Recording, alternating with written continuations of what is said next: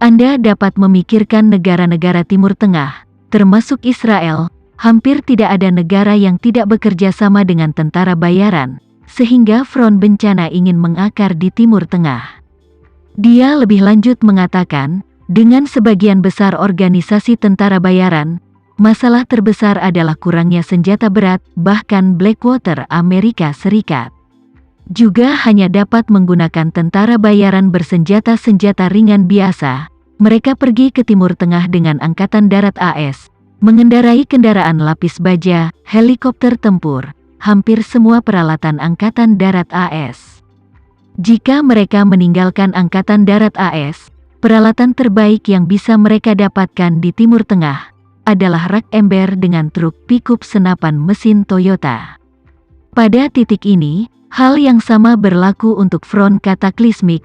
Meskipun mereka memiliki beberapa alat berat di Amerika Selatan, mereka dikatakan hanya memiliki beberapa pengangkut personel lapis baja dan helikopter tua buatan Rusia, dan jika mereka ingin mengirimkan peralatan ini secara global, mereka hanya dapat menggunakan pengiriman. Tapi ada masalah lain dengan pengiriman. Perusahaan pelayaran di seluruh dunia harus mengikuti konvensi dasar bahwa mereka tidak dapat membawa persenjataan bersenjata non-pemerintah, dan tidak ada pelabuhan di negara manapun yang dapat mengizinkan persenjataan bersenjata non-pemerintah untuk dimuat atau dibongkar dari pelabuhan. Jadi, pada dasarnya tidak mungkin bagi mereka untuk mendapatkan peralatan mereka dari Amerika Selatan ke Timur Tengah.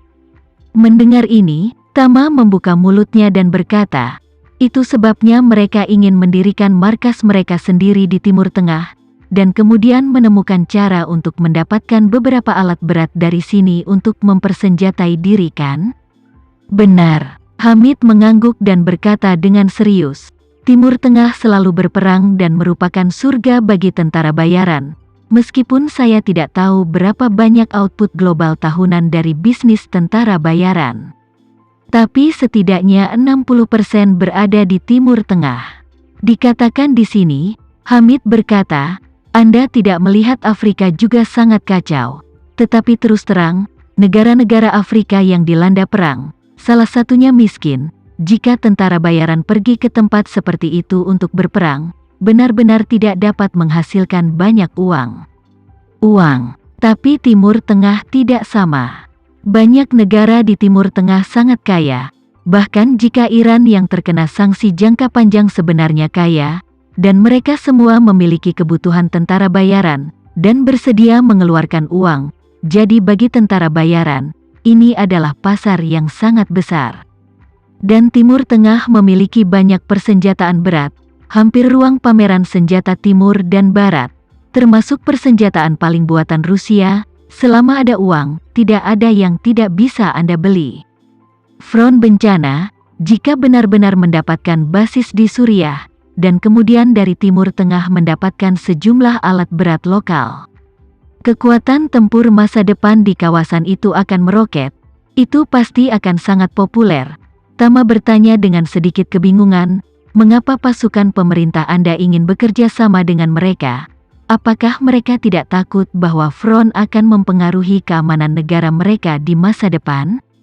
Hamid tertawa terbahak-bahak dan berkata, untuk mereka, front kataklismik jauh lebih kuat dari kita, oposisi, bagaimanapun, kita benar-benar berjuang melawan mereka. Itu benar. Tama berhenti sejenak dan bertanya lagi, omong-omong, apakah Anda tahu siapa komandan tertinggi front bencana di Suriah? Hamid segera berkata, itu salah satu dari 4 raja perang mereka, Raja Serigala Greenwood. Dikatakan bahwa dia juga orang Indonesia. Tama mengangguk dengan lembut dan berkata dengan ringan, aku berencana mencari kesempatan untuk pergi dan bertemu dengannya sebentar. Hamid sangat gugup dan berkata, saudaraku, Anda tidak boleh impulsif. Saya telah mendengar bahwa 4 raja perang front bencana, masing-masing adalah ahli top, dan mereka tidak hanya memiliki 4 komandan perang. Ada juga ratusan jenderal perang dengan bintang yang berbeda. Kekuatannya sangat kuat. Kamu buru-buru pergi, bahayanya terlalu besar. Tama tertawa, saya tidak tahu bagaimana. Saya selalu memiliki perasaan bahwa saya dan front bencana ini mungkin memiliki banyak pertemuan di masa depan, dan bahkan mungkin menjadi musuh besar saya di masa depan. Jika saya di rumah, itu akan baik-baik saja. Kali ini, karena saya di sini, saya harus menemukan cara untuk merasakan cara mereka. Selain itu, aku ingin membawa Zain pergi. Hanya ada satu cara untuk pergi, jadi aku harus tetap melakukan perjalanan ini. Yang terbaik adalah mengikatnya. Hamid berkata dengan agak cemas, "Saudaraku, Front Bencana memiliki setidaknya 15.000 orang di sekitarku. Bahkan jika Raja Serigala Greenwood itu berada di garis depan, dia pasti berada di pedalaman pasukan mereka, di mana ada sejumlah prajurit yang tidak diketahui berjaga-jaga. Sudah sulit bagimu untuk menemukannya di tengah-tengah 10.000 tentara, apalagi kamu ingin menculiknya dari tengah-tengah mereka. Bukankah itu lebih sulit lagi?" Tama tersenyum sedikit. "Tidak apa-apa, saya tidak perlu menyelinap ke pasukannya untuk menemukannya.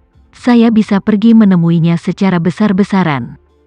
Hamid berseru, "Apa? Kamu gila? Begitu kamu keluar dari sini, tentara mereka pasti akan menembak langsung dan tidak akan memberimu kesempatan untuk berbicara sama sekali." Tama tertawa, "Jangan terburu-buru, aku belum selesai bicara."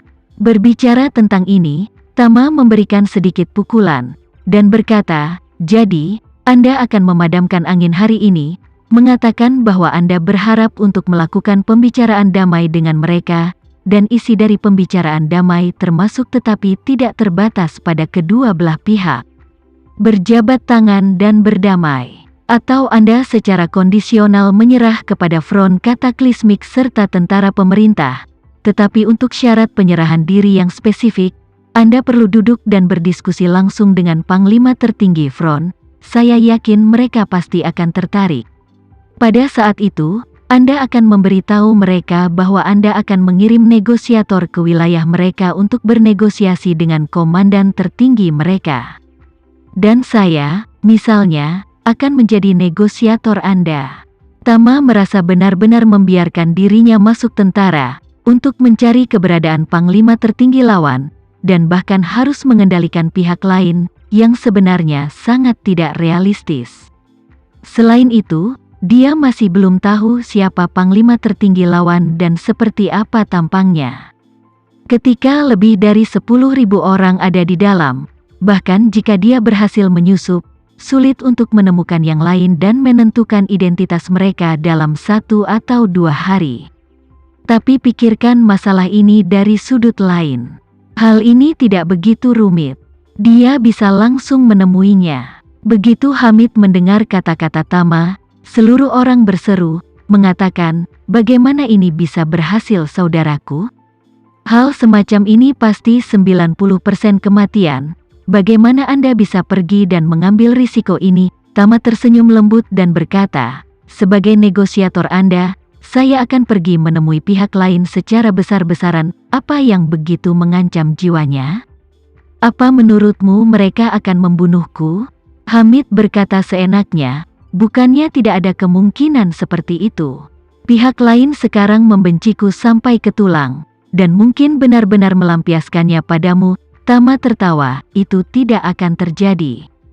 Ada tradisi lama, 2 negara berperang, jangan bunuh utusan. Dan ini juga prinsip dasar yang dianut semua negara di dunia sekarang. Sama seperti Konvensi Jenewa, karena ditetapkan bahwa tidak ada pembunuhan yang disengaja terhadap tenaga medis di medan perang, semua negara harus mematuhi prinsip dasar ini, seperti 2 negara fasis dalam Perang Dunia II tidak mematuhi konvensi apapun. Pada akhirnya, saya yakin Anda juga sangat jelas." Dia menambahkan, "Jika front kataklismik dapat berkembang ke skala ini dan ingin mengakar di Timur Tengah, maka mereka pasti akan mematuhi prinsip-prinsip dasar ini." Hamid berkata, "Tapi mereka mungkin tidak mau berdamai dengan saya. Ide mereka saat ini adalah untuk melawan saya sampai akhir." Dikatakan bahwa mereka telah lama mengeluarkan kata bahwa asalkan dari pangkalan saya, bahkan seekor tikus, mereka tidak akan melepaskannya.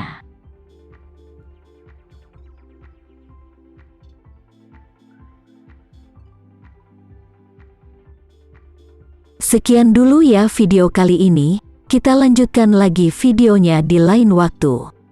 Oh iya, bagaimana menurut kalian? Semoga bisa sedikit menghibur kalian semua. Untuk teman-teman yang baru nonton, jangan lupa subscribe ya, hehehe. Dan kalau teman-teman ada yang ingin gabung langganan, bisa langsung gabung saja untuk dapat fitur yang menarik dan sedikit membantu Mimin.